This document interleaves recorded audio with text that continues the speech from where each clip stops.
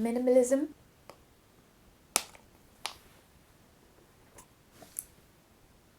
I'm Vashi.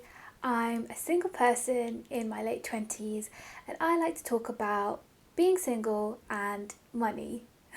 I've always wanted to be that YouTuber that gets to the point. However, I feel like this time it was important for me to actually introduce myself because I don't think I've done that before on here. And I've made a few new friends over the past couple of weeks, so I thought it was important.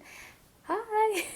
I'll probably do an about me video at some point in the future because I think at this point no one actually cares. So let's get into it. Oh, and bloopers are at the end. Okay, before I actually get into it, can I just say thank you to all of you.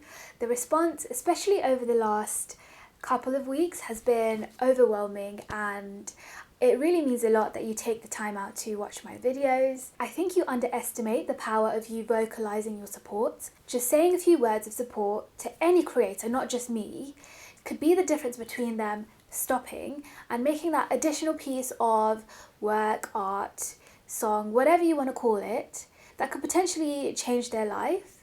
So if you have a creator in your life in any capacity, make sure you show them a little bit of extra love and actually vocalize your support because it really does mean a lot to us. Okay, now let's actually get into it. So in my lockdown habits video, I said that this year I'm embarking on a no buy year. And I'm doing this for a variety of reasons. So I thought I'd make a short video about it because A, I got a few questions about it. B, I think it's a great exercise to change your mindset. And C, accountability. So, no buy year. What does it actually mean? So a no buy year is when you cut down on non-essential spending to kind of reset your relationship with consumerism. Some people do it to save money, some people do it for environmental reasons, but I'm doing it for all of the above. Because last year I got into the habit of filling out a budget tracker and I was disgusted at how much I was actually spending. I'm going to air my dirty laundry out from last year, so keep watching and I'll also give you a little update on how I'm getting on so far this year. The first thing you might be asking is, where did you start with this, Vashi? Good question. Some people are really strict with this, but here are my rules. No purchases of clothing or footwear unless absolutely essential, like there's a hole in it or something. No buying physical copies of books. No buying extravagant presents for others, only myself and my mum. No buying fragrance, makeup or beauty purchases unless I'm replacing them like for like. I don't drink or party, so I didn't include those things on the list. However, I do really love food, and when I say I love food, I really love food. And with the year we've had this year, I don't think I wanted to put eating out on that list because if there's anything I will have inside of me this year, it's padella. So with clothes, again, I've mentioned this previously and I just have too much shit. To some people, my wardrobe might already look like a minimalist's, but that's the kind of vibe I'm going for. I really want to try and cut down on buying into trends, buying fast fashion, and create a quality capsule wardrobe that will last me for a very long time and for the queen that I want to be. Last year, in the first 4 months of the year, I spent £817 on clothes. And in the entire year of 2020, I spent £2,050 on clothing. And most of the year, we were in lockdown. The dopamine hits that I usually get from buying, I've managed to replace with selling my clothes. So I've been using Depop and it's great, check it out. With books, again, I really love them. However, my intention for the future is to be able to move around from place to place, country to country, pretty easily and quickly. And books are big and bulky, and so it's just long. In the first 4 months of last year, I spent about £60 on books, and in the whole of 2020, this was £170.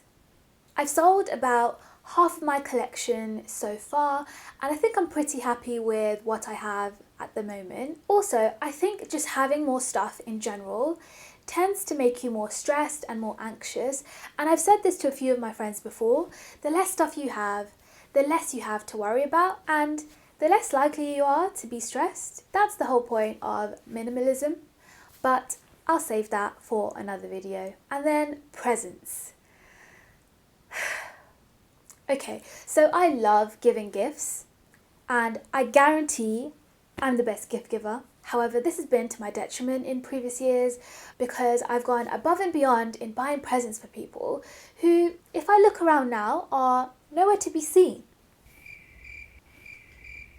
Last year, on giving gifts alone, I spent £2,200. And I know you should give without the expectation of receiving.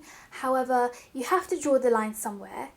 Plus, good relationships and friendships should be able to survive without exchanging gifts, you know? I will still buy gifts this year, but I've made a kind of sub-rule so that if I am buying gifts, they're not allowed to be more expensive or more extravagant than something I would purchase for myself or for my mum. This is one of my ways of practicing self-love, and in an odd way, it's made me feel a little bit more in control.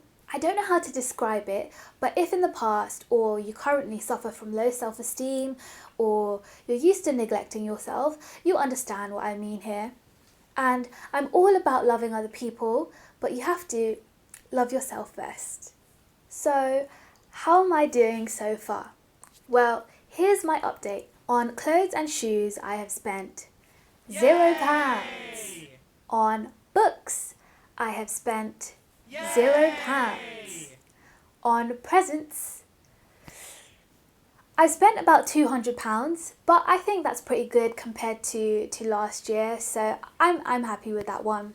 And on makeup and beauty products, I've spent £0. As you can see, it's going really well so far, and if I compare these months like for like to last year, I've probably saved myself about £1, which is pretty good. And I know eating out or takeaways isn't on this list. However, I'm super proud to say I've also spent £0 on Deliveroo, Uber Eats, any sort of food that comes from outside. In terms of mindset changes so far, I think it's been great. I actually don't miss anything, and I'm not tempted when I do see stuff, unless it's a snack.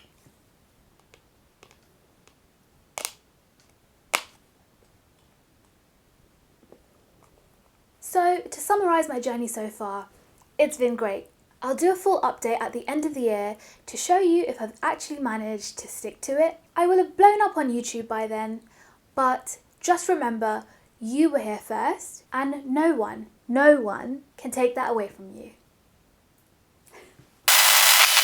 And C, accountability. And C, accountability.